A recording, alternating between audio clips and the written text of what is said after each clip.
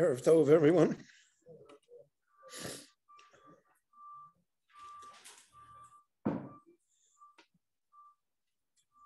The strains in the family of Yaakov become evident in this week's Parsha. The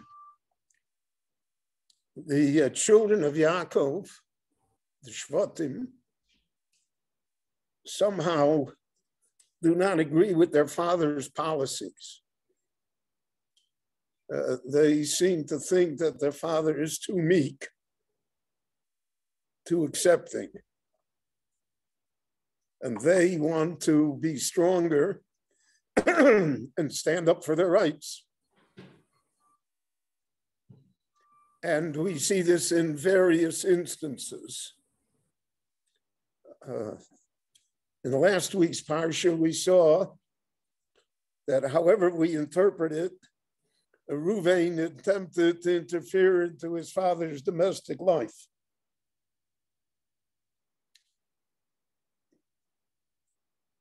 His father wanted to live with Bilhah, and Reuven said that it was only right that he live with Leah. And therefore he took action against his father, something which he would regret the rest of his life, and something for which we see in the final Parsha of Breshith, in Vaychi, that Yaakov Avinu was not prone to forgive him easily. And so to speak, he forfeited the Bechorah because of it. The nature of children throughout all of human history, when they deal with parents who are aging or aged, is that the children know better. And the children make decisions. And oftentimes those are not the decisions that the parents would have made for themselves or wish to make for themselves. And that's a very delicate area.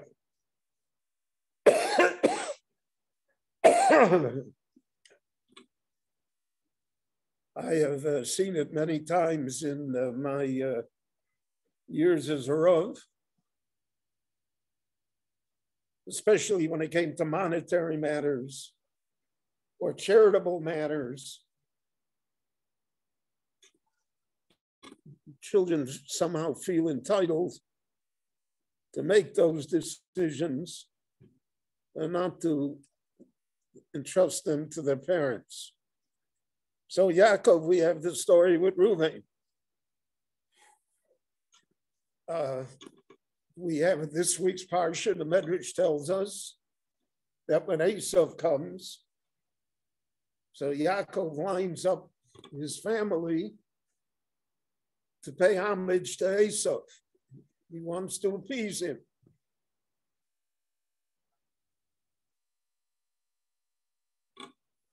The Medrash says, for instance, that Yosef steps in front of Rachel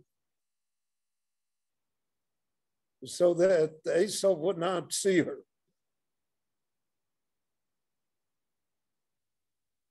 So he takes steps that his father did not take. His father apparently did not feel that that was necessary. And we see that reflected later in all of the behavior of Yosef, that he does not consult with his father. Chazal say next week's Parsha, when he brings Dibur Ra, when he complains to his father about the behavior of his brothers, he does not hesitate to say that his father isn't treating correctly. His father should punish them. So he also usurps the position of Yaakov Avinu. Then we have the classic case in this week's parsha of Shimon and Levi in the story of Dinah. The brothers come from the field. They don't agree with Yaakov's silence. They don't agree with Yaakov's acceptance of the matter and the fact that he will not retaliate. And then Shimon and Levi, who do not consult with their father, who put the entire family in jeopardy and go out and destroy the city of Shechem. And when their father reprimands them, why did you do this? You make that everyone will hate us. They answer with fire. What, we're going to sit by and let this happen?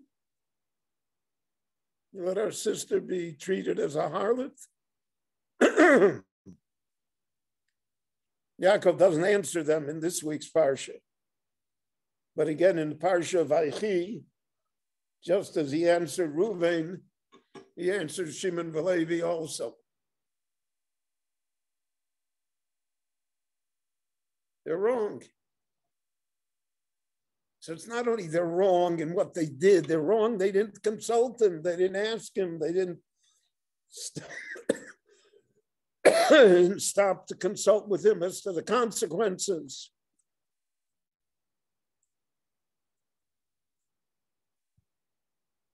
The Rashbam and Rabbeinu Tam say, the Ramban quotes it in his parish, Inamin l'sefer hayosher, if we believe the stories that exist in this book, then they unleashed a decade of war against Yaakov. And Yaakov didn't want that. And apparently we see clearly that in the story of Yosef, they certainly did not consult with Yaakov. In fact, they fooled him. Hakir no. Haksones Mincha lo.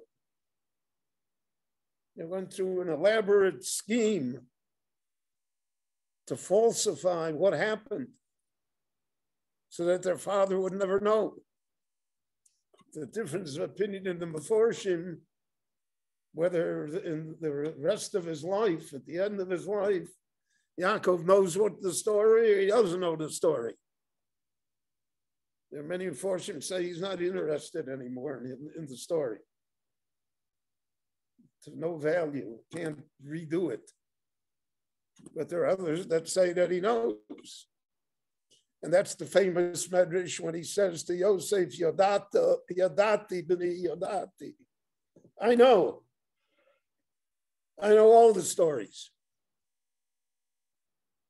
But these are all examples of how the children of Yaakov Avinu, the Shiftei Koah, our forefathers, somehow ignored their father, went against him. So there's a very thin line here.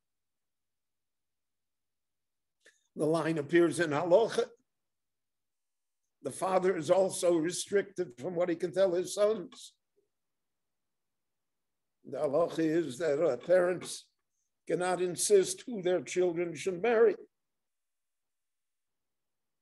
Even if the parents resist it vehemently, they have no right to stop it, and the son does not have to listen to them or the daughter.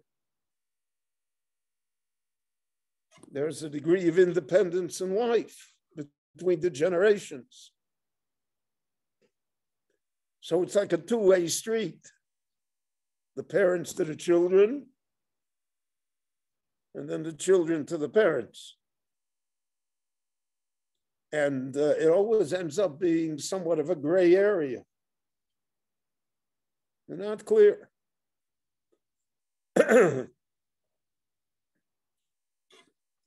So it's always a difficulty. There are tshuvas in the poskim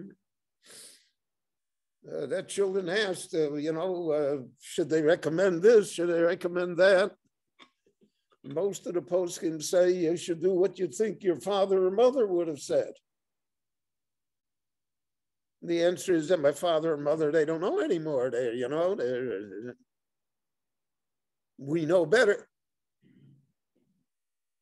So this plays itself out here in the parsha. Plays itself out in the relationship between Yaakov and his children. That we see this tension that exists.